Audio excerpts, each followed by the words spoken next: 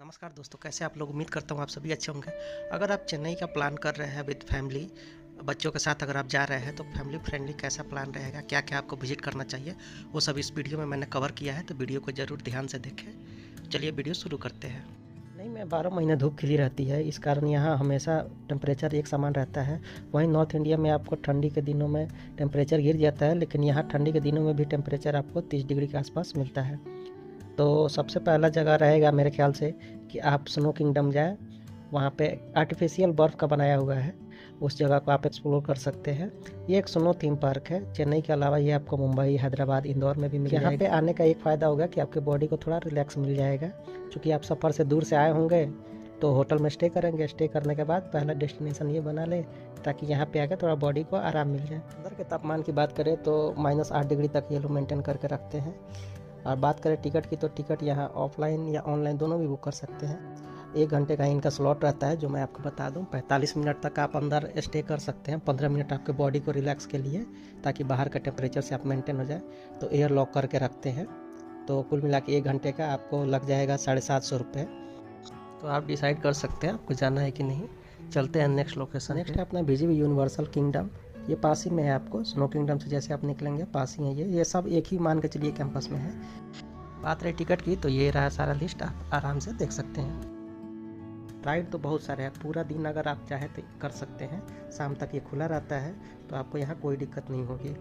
इसमें आपको aqua kingdom भी है, यानी कि आप पानी वाला भी, ड्राई वाला भी एक्टिविटी कर सकते हैं, वाटर वाला भी कर सकते हैं। आपको जो मर्जी, जितना आपके पास समय हो उस समय को पूरा यूज़ कीजिए। और बिल्कुल वेल मेंटेन है यहाँ की सारी चीज़ें, आपको कोई दिक्कत नहीं होगी। एक से एक यहाँ पे झूले हैं, तरह तरह की एक्टिविटी है, बच्चों के लिए भी है। तो आप बच्चों के साथ अच्छा एंजॉय कर सकते हैं। तो यूनिवर्सल किंगडम और आपका मरीन वाला और एक और आपका स्नो किंगडम, ये सब आस ही पास है। तो आपको ज़्यादा दूर चलने की ज़रूरत नहीं पड़ेगी। अब चलते हैं चिड़ियाघर। वैसे तो चेन्नई में तो आपको चिड़ियाघर दिखे मिलेंगे, लेकिन ये वाला थोड़ा बड़ा है, इसलिए मैं इसको बता रहा हूँ। अगर आप वो विजिट किया है तो ये मत कीजिएगा, अगर ये कर लिया है तो वो मत कीजिएगा। इसका नाम है अन्ना जूलॉजिकल पार्क, इसको बेंडालुरु जू भी कहते हैं। यहाँ एंट्री फ़ी 200 रुपया है और बच्चों के लिए 50 रुपया है। 5 साल से नीचे के बच्चों का टिकट फ्री है। ये चिड़ियाघर है तो बहुत बड़ा, पैदल घूम पाना संभव नहीं है। अगर हो सके तो आप साइकिल रेंट पर ले लीजिए, जो कि घंटे के हिसाब से अपना चार्ज करते हैं। अंदर बसें भी चलती है जो 150 रुपया लेती है, और बच्चों से 50 रुपया। तो आप बस से भी घूम सकते हैं और सभी वन्य जीव को लगभग पास से देख सकते हैं। साइकिल से भी घूम कर देख सकते हैं अगर आपके पास ज़्यादा टाइम होता है। अगर समय बचाना है तो बस से घूम लीजिए। जू का टाइमिंग है आपका सुबह 9 बजे से लेकर शाम को 4:30 बजे तक, लेकिन मेरे ख्याल से आप 2-3 घंटा में, अगर आप बस से घूमें तो 2-3 घंटे में आप आराम से घूम सकते हैं। मंगलवार को ये बंद रहता है। अगर आप यहाँ फैमिली के साथ जाते हैं, खासकर बच्चों के साथ, तो उनको काफ़ी कुछ देखने को मिलेगा। हाँ, एक और बात, यहाँ पे आप इस चीज़ को आप घर बैठे भी देख सकते हैं। मेरे पास एक लाइव स्ट्रीमिंग लिंक है, वो मैं डिस्क्रिप्शन में डाल दूँगा, आप वहाँ से देख लीजिएगा। घर बैठे उनका जो पिंजरा बना हुआ है आसपास का, वो सब कैमरा आप एक्सेस करके आप भी घर बैठे देख सकते हैं। बिरला साइंस म्यूजियम, इसको पेरियार साइंस सेंटर भी कहते हैं। इसको रन गवर्नमेंट कराती है, काफ़ी अच्छा है ये। और साइंस के प्रति जिन लोगों का झुकाव है, खासकर बच्चों को तो ज़रूर ये सब चीज़ें दिखाना चाहिए, जिससे उनका नॉलेज गेन हो और तरह तरह की चीज़ें बच्चे भी सीखेंगे। साइंस कैसे काम करता है, साइंस का लॉ वगैरह सारा कुछ वहाँ प्रेजेंट करके 3D में भी दिखाते हैं। और कई तरह की एक्टिविटी अंदर होते रहती है। बात करें यहाँ की एंट्री फ़ी की तो 30 रुपया है, बच्चों के लिए 15 रुपया है। और वहाँ के जो लोकल गवर्नमेंट स्कूल के बच्चों का है उनका तो और कम रहता है। एक चीज़ और है कि यहाँ अगर आप 60 रुपये का पैकेज ले लेते हैं तो सारा कुछ इंक्लूड हो जाता है। आपको अलग अलग जगह टिकट लेने की ज़रूरत नहीं है। तो 60 रुपये वाला ले लीजिए, उसी में आपका 3D मूवी हो गया और आपका साइंस पार्क हो गया, प्लेनेटेरियम हो गया, ये सब कुछ एक ही साथ इंक्लूड रहता है। टाइमिंग की बात करें तो ये 10 बजे सुबह से शुरू हो जाता है और शाम को 5:30 बजे तक आप यहाँ घूम सकते हैं। बाहर पार्क भी है, वहाँ भी आप अपना समय बिता सकते हैं। यहाँ अंदर आपको घूमने में मुश्किल से 2 घंटा लगेगा सारी चीज़ों को अच्छे से देखने में। अब कुछ हिस्टोरिकल चीज़ें भी देख लेते हैं। तो पहला है जो पब्लिक लाइब्रेरी है, वो आप देख सकते हैं। ये सुबह 8 बजे खुल जाता है और दोपहर 2 बजे तक ही खुला रहता है। तो आप समय से जाइएगा, ताकि नहीं तो आप पता चले शाम को गए तो कुछ मिलेगा ही नहीं। यहाँ किताबें बहुत सारी हैं, मतलब कहने का यहाँ के डेटा के हिसाब से 8.5 लाख से अधिक किताबें हैं। और मैक्सिमम जो है आपको इंग्लिश और तमिल में ही है। और बाकी भाषाओं की बात करें तो आपको मिल जाएगा हिंदी, तेलुगु, कन्नड़, मलयालम, मराठी, गुजराती, बंगाली। और यहाँ पे क्या है, आपको कुछ रेयर किताबें जो आपने कहीं नहीं देखी होगी, वो सारी किताबें भी यहाँ पे मिल जाएगी। तो अगर आपको किताबें में इंटरेस्ट है, कुछ नया चीज़ें देखना है, क्योंकि आप गए हैं घूमने के लिए, तो क्यों ना घूमें। मुश्किल से आधा घंटा लगेगा इन सब चीज़ों को देखने में। तो यहाँ पे आप आके विज़िट करें। अंग्रेज़ों के ज़माने का है, आज का नहीं है, काफ़ी पुराना है। तो आपको यहाँ एक बार विज़िट ज़रूर करना चाहिए। यहीं पास ही में गवर्नमेंट म्यूज़ियम भी है, जो कि आपको सुबह 10:30 बजे खुल जाता है और शाम के 6:30 बजे तक बंद हो जाता है। तो आप जब लाइब्रेरी घूम लें तो लाइब्रेरी के बाद जस्ट पास ही में है ये गवर्नमेंट म्यूज़ियम, तो यहाँ भी आ सकते हैं। और ये आपको फ्राइडे को तो बंद रहता है, तो फ्राइडे को ना जाइएगा, और हर महीने का सेकंड सैटरडे को भी बंद रहता है। ये दोनों दिन छोड़ के आप जाइएगा। ये बहुत बड़ा है, लगभग 16.5 एकड़ में ये फैला हुआ है। और सबसे अच्छी बात क्या है, ये जो लोकेशन मैंने बताया, ये शहर के बीचों बीच है। यहाँ पे बहुत सारा सेक्शन है अंदर म्यूजियम के। आर्कियोलॉजी है, नोमेस्टिक है, आर्ट है, एंथ्रोपोलॉजी है, जियोलॉजी है, बॉटनी है, पता नहीं क्या क्या, जूलॉजी है, बच्चों के लिए पार्क है। इन सबको सेक्शन वाइज बांट दिया है। 5 बिल्डिंगों में ये बना है। तो यहाँ थोड़ा सा घूमने में समय लगेगा, लेकिन आपको काफ़ी सारी इतिहास के बारे में जानने को मिलेगा, खासकर अंग्रेज़ों के टाइम के, उसके पहले के बहुत सारी चीज़ें आपको जानने को मिलेगी। तो इस जगह को भी आप विज़िट कर सकते हैं।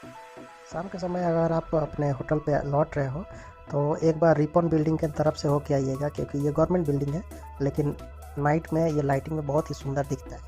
हाँ, आसपास सही मैनेजमेंट आजकल नहीं होने के कारण थोड़ी गंदगी दिखती है, इसके लिए यहाँ के लोकल लोग भी जिम्मेदार हैं। लेकिन एनीवे, आपको ये अब आए हैं तो ये जगह भी देख लेना चाहिए। ज़्यादा देर नहीं, बस बाहर से ही देख लिए, कुछ फ़ोटो खींच लिए, हो गया। लेकिन ये भी एक अट्रैक्टिव जगह है। वैसे तो यहाँ पे काफ़ी बड़े बड़े मॉल है, बीआर मॉल भी है, आपको फिनिक्स मॉल भी है, और एवेन्यू वगैरह काफ़ी बड़े बड़े मॉल है। लेकिन मैं प्रीफर करता हूँ स्ट्रीट शॉपिंग के लिए, क्योंकि वहाँ पे आपको सस्ती चीज़ें मिल जाती है। तो स्ट्रीट अगर शॉपिंग आप करना चाहते हैं, स्ट्रीट फूड का भी आनंद लेना चाहते हैं, तो रंगनाथन स्ट्रीट और टी नगर दोनों आस ही पास है। यहाँ लेकिन भीड़ बहुत रहता है, इस चीज़ का ध्यान रखिएगा। यहाँ क्या है, आप स्ट्रीट शॉपिंग कर सकते हैं। यह मार्केट जो है सुबह 8 बजे, मतलब 8 बजे से दुकानें खुलनी शुरू हो जाती है। सस्ता सामान के लिए लोग आते हैं, इसलिए भीड़ ज़्यादा होती है। कई लोग कपड़े, खिलौने, कॉस्मेटिक आइटम, फल फ्रूट, ये सारी चीज़ें इधर मिलती है। तो इधर आप दिन में, दोपहर में या फिर शाम का समय, इन दोनों में से कोई एक टाइमिंग चूज करके इस एरिया में आप अच्छे से घूम के अपनी शॉपिंग कर सकते हैं। चेन्नई को खूबसूरत बनाते हैं यहाँ के बीचेज, जो कि काफ़ी साफ़ सुथरे हैं, सुंदर सुंदर है और फेमस भी है। जैसे कि मरीना बीच इंडिया का सबसे बड़ा बीच है, और पूरे वर्ल्ड की बात करें तो दूसरा स्थान का है, जो कि सबसे लंबा है। अगर इसकी लंबाई काउंट करें तो 12 किलोमीटर में ये फैला हुआ है। साउथ में आपका बसंत नगर है, और वहाँ से चल के आपको सेंट जॉर्ज एक किला है, वहाँ तक की दूरी इसका 12 किलोमीटर है। वैसे तो ये बीच 24 घंटा खुला रहता है, कोई दिक्कत नहीं है, आप कभी भी आ सकते हैं। मोस्टली भीड़ ज़्यादातर आपको सनराइज और सनसेट के टाइम होता है, बाकी हर समय तो मेला जैसा ही माहौल रहता है यहाँ पे। और सामान बेचने वाला अपने सामान बेचते हैं, बच्चे अपना एक्टिविटी कर रहे हैं, कोई पतंग उड़ा रहा है, कोई खेल रहा है। तो बढ़िया एक माहौल रहता है यहाँ पे। आप फैमिली के साथ आएंगे तो इस जगह को एंजॉय करते हैं। शाम में लोग 11-11 बजे रात तक बैठते हैं यहाँ पे, कोई दिक्कत वाली बात नहीं है। आप भी यहाँ आके एंजॉय कर सकते हैं। बस यहाँ पे आप स्विमिंग नहीं कर सकते, क्योंकि हमेशा गार्ड वगैरह घूमते रहते हैं, तो वो लोग अलाउ नहीं करते हैं कि यहाँ पे आप स्विमिंग करें। ताकि बैठ के आप लहरों का आनंद ले सकते हैं। मरीना बीच है बहुत सुंदर, आपको यहाँ भी आना चाहिए। अब बढ़ते हैं शहर से थोड़ा दूर की चीज़ें देखने के लिए। तो अगर आपको तमिलनाडु का कल्चर, ये सब चीज़ें, मतलब साउथ इंडिया की चीज़ें समझनी है, तो आपको दक्षिण चित्र आके देखना चाहिए। इस नाम का मतलब होता है दक्षिण का चित्र। ये आपको साउथ का सारा कल्चर A to Z चीज़ें दिखाएगा। 10 एकड़ ज़मीन में ये फैला हुआ, ये भी एक म्यूज़ियम ही है। यहाँ पे कला, आपको नक्काशी वगैरह, काफ़ी अच्छे से हाथ की बनी चीज़ें, यहाँ की संस्कृति, सभ्यता, ये सब चीज़ें आपको देखने को मिलेगी। बहुत सारे यहाँ इवेंट भी होते रहते हैं, तो अगर आपका किस्मत अच्छा हुआ तो आप जब गए उस समय कोई इवेंट देखने को मिल जाएगा, तो ये और भी अच्छी बात है। अगर आपको हिस्ट्री में और कल्चर वगैरह ये सब चीज़ें का जानने का इंटरेस्ट है, तब तो आपको वहाँ ज़रूर जाना चाहिए, क्योंकि आप वहाँ जब जाएंगे तो इन सब चीज़ों को और अच्छे से समझ पाएंगे। बात करें यहाँ टिकट की, टिकट यहाँ पे 100 रुपये लगता है, और वीकेंड में आपको 120 रुपये लगता है। बच्चों के लिए 5 साल से 12 साल के बच्चों का 30 रुपया ही लगता है। तो आप इस जगह को मिस ना करें, यहाँ जाएँ ज़रूर, और चीज़ों को बहुत अच्छे से डिटेल में आप देख सकते हैं, समझ सकते हैं। यूनेस्को हेरिटेज साइट में से एक नाम चेन्नई का भी आता है।